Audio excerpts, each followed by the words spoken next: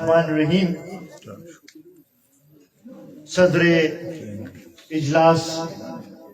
د قومي وطن پارټۍ د چارسدې ضلعې چیئرمین کیسر جمال خان په سټیج باندې موجود د قومي وطن پارټۍ د صوبې جنرل سیکرټري ډاکټر فاروق افضل صاحب دلته کې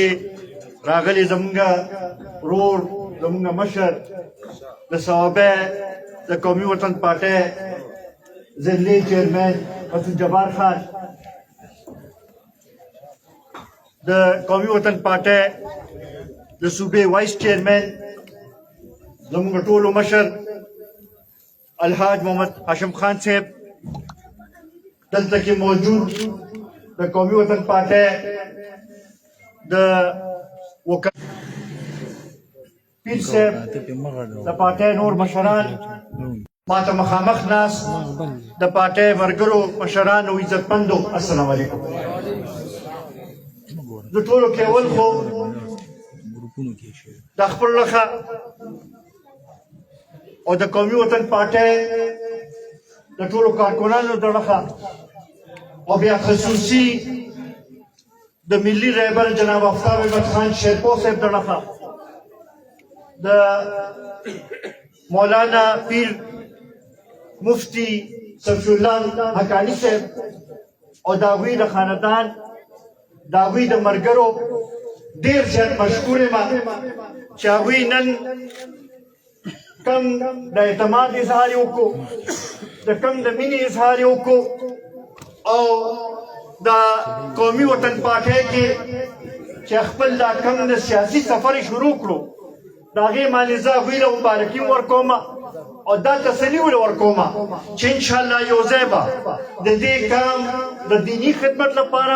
او د دنیاوي خدمت لپاره به یو ځای مشترکه طور باندې به یو ځای به چلو به او دا کام به رسد کوي زه په دې موقع باندې پیر صاحب ته او د هغوی ملګرو ته په دې باندې معذرت هم کوم چې زمونږ پروګرام دا و چې نن به مشر په خپله راځي خو د هغوی څه لږ داسې مجبوري وه چې د هغې د وجې نه نن هغه پروګرام یا به دا یو هفته لیټ کېدو او یا به نن دغه کېدو نو پیر صاحب بیا دا وویل چې یاره لیټ کوو خو نه نو بیا مشر دا فیصله وکړه چې یاره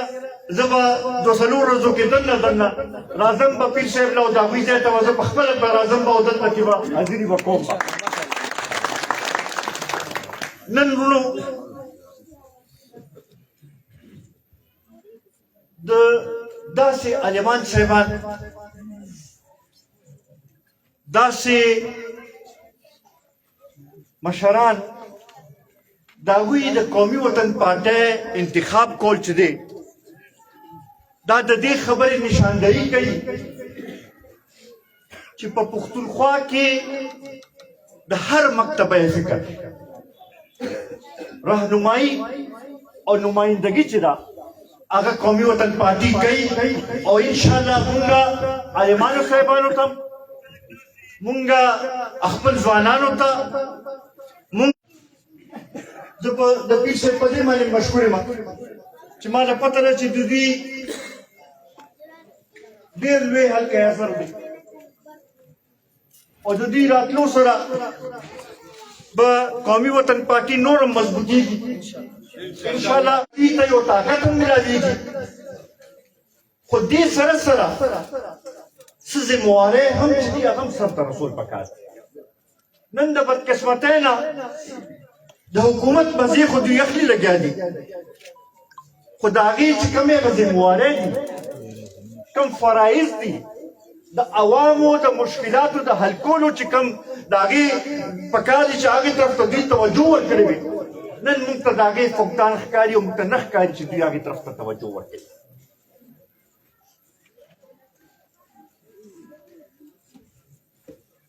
دیارلس کاله مختلف وعدې وشوې د 50 لکه کورونو جوړولو واده وشوه، د 1 کروڑ نوکریو ورکولو واده وشوه، د احتساب کولو واده وشوه، د کرپشن ختمولو واده وشوه. خو که موږ نن وګورو نو زموږ صوبه چې ده هغه نور هم مشکلاتو نه تیریږي لګیا ده او د هغې په مشکلاتو کې هغه بدل رہا ہے خیبر پختونخوا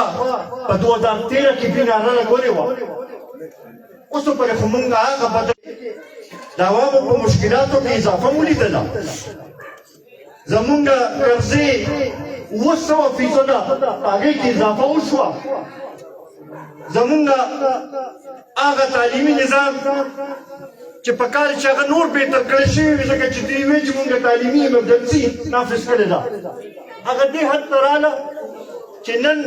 هغه سرکاري سکولونه، هغه سرکاري کالجونه چې هغه زما د دې علاقې د غریبانانو لپاره جوړ شوي، د دې ځای د هغه خلکو لپاره جوړ شوي چې د چا دا وس نه و چې هغوی په غټ غټ سکولونو کې په لوی لوی ادارو کې خپل بچو له تعلیم ورکړي چې هغوی ته یو موقع میلاو شي. نن هغه سکولونه، نن هغه کالجونه چې دي هغه دوی پرایویټایز کوي لګیا دي او هغه غریبانان چې دی هغه د هغې سهولت نه چې دی محرومه کوي لګیا دي. نن هغه د صحت ایمرجنسي چېرته لاړه چې هسپتالونه چې دی هغه پرایویټایز شو. دا اوس تاسو وکتل په دې ډنګي کې چا د چا تپوس وکړو، حکومت څه وکړل دې خلکو لپاره؟ یو وخت و چې په لاهور کې به ډنګي کیس وشو نو یوه پارټي وه چې هغه به راپاڅېدل او هغوی به د هغې باندې ډېر شور کو او ویل به چې دا د دې صوبایي حکومت ناکامي ده. د هغې وخت وزیر اعلی به یې یادو چې دا د ده ناکامي ده. نن مونږ دوی نه تپوس کوو چې آیا دا د دې پي ټي آی حکومت ناکامي نه ده؟ دا د دې وزیر اعلی ناکامي نه ده چې دلته کې غریبانان چې دی هغوی روزانه په بنیاد باندې د ډینګي مرض نه تېرېږي او د هغوی څوک تپوس والا نشته. که دلته کې وګورو نو زمونږ بعضې ناظمان صاحبان هم ناست دي. 4 کاله وشو چې دا بلدیتي الیکشن شوی دی، خو زما خیال دی چې دوی سره چې کوم لوبې ټوکې وشوې زما خیال دی داسې چې ته په تاریخ کې دوی سره نه شوې. الیکشن خو یې وکړو، د الیکشن نه مخکې دعوې ډېرې کړې وې چې داسې اختیار به وي او داسې اختیار به وي، خو په دې 4 کاله کې دې غریبانانو له هېڅ قسمه اختیار یې نه ورکړو نه یې ونه وسایلو کې زیات. د امن و امان صورتحال چې دی رس په رضا خرابېږي لګیا دی. دوی تېر یو څو ورځې مخکې په صوبایي اسمبلی کې جرګه یې وکړه، په هغه وخت کې مونږ دا خبره کړې وه او نن هغه مسایلو د حل لپاره به ولاړه پی به عزتمندو. زه یو ځل بیا د پیر صاحب د هغوی د خاندان د هغوی د ملګرو ډېر زیات مشکور یم. انشاءالله زما دا یقین دی چې د دوی د نیکو قدمونو سره به نور هم دا پارټۍ ته به تقویت میلاویږي به او موږ له به الله تعالی دا همت راکوي چې نور هم ښه انداز سره دا خپل د دې قوم هم دیني خدمت هم وکړو او هم دنیاوي خدمت. زه په دې موقع باندې که د خواري فقیر ګل شکریا ادا نه کړم ماشاءالله به ډېر زیات زیات یو سکند ګل یو سکند خو دا زه دا وایم چې دې یو مثال دی زموږ ټولو کارګرانو لپاره چې دې راپاڅېدی شي او تلی شي او د خپل د پاټۍ خبره ایښودی شي نو ولې نه مونږ ټول دلته کې ولې داسې غلي داسې دا اوس مونږ لپاره یو مثال دی چې مونږ د ده په تکلیف کې راپاسو او ورشو او زما دا یقین دی چې چېرته هم تاسو لاړ شئ د شهید وطن حیات محمد خان شیرپا نوم واخلئ د ملي رهبر جناب آفتاب احمد خان شیرپا نوم واخلئ نو تاسو ته به څوک انکار نه کوي انشاءالله دا زما تمه ده چې ټول ملګري دلته چې موجود دي هغوی به هم نن نه راپاسي به او امداسې همت په شروع کوي به زه یو ځل بیا د پیر صاحب